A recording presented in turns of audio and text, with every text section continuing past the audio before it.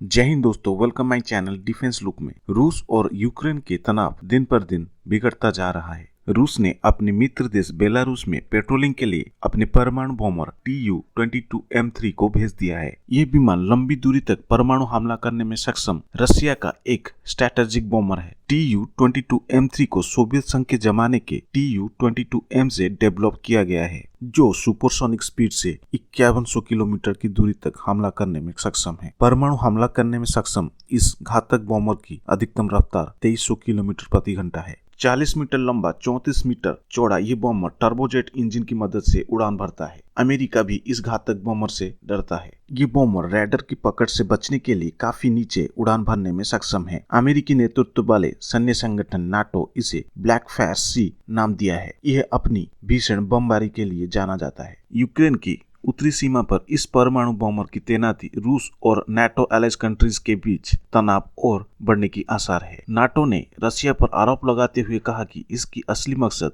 Belarus के रास्ते Ukraine पर हमला करने की तैयारी कर रहा है रूस। दोस्तों, रूस और बेलारूस के संबंध पहले से ही काफी मजबूत है। इन दोनों देशों की रिश्तों की तुलना अमेरिका और ब्रिटेन के संबंधों से की जाती है। यूक्रेन की एक वरिष्ठ मंत्री ने दावा किया है, अगर रूस उनके देश पर हमला करता है तो तृतीय विश्व युद्ध शुरू हो सकता है। इस समय लगभग 1 लाख से ज्यादा रूसी सैनिक यूक्रेन की सीमा पर भारी हथियारों के साथ तैनात है। इस बीच अमेरिकी खुफिया एजेंसी ने चेतावनी दे दी है कि रूस यूक्रेन पर जनवरी के मध्य में हमला कर सकता है। तो वहीं रूस क्या कहना है, वो अपने देश के किसी भी हिस्से में सैनिकों की तैनाती करने के लिए स्वतंत्र है। अगर रूस यूक्रेन पर हमला करता है तो यूरोपीय संघ ने रूस को चेतावनी देते हुए कहा, यूरोपीय संघ उसके खिलाफ कई अतिरिक्त प्रतिबंध लगाने के साथ कई गंभीर परिणाम अपना सकता है। पहले ही रूसी उप विदेश मंत्री सर्गेई रायबकोव ने कहा कि 1962 के क्यूबा मिसाइल संकट को एक भयानक परमाणु युद्ध के साथ दोहराने की चेतावनी दे दी है। साथ ही उन्होंने कहा कि अगर चीजें वैसे ही जारी रहती है तो परमाणु युद्ध को देखना संभव है। वैसे तो परमाणु हथियारों के मामले में रूस और अमेरिका लगभग बराबर है, लेकिन रूस के पास ऐसी हाइपरसोनिक मिसाइल का जखीरा है जिसे अमेरिकी एयर डिफेंस सिस्टम के लिए रोकना लगभग नामुमकिन है। दोस्तों, ब्रिटेन का मानना है आने वाले दिनों में यूरोप में भयानक युद्ध हो सकता है। एक खुफिया रिपोर्ट के मुताबिक कम से कम 90,000 रूसी सैनिक भारी तोपखाने और टैंकों के साथ यूक्रेन की सीमा के नजदीक तैनात है।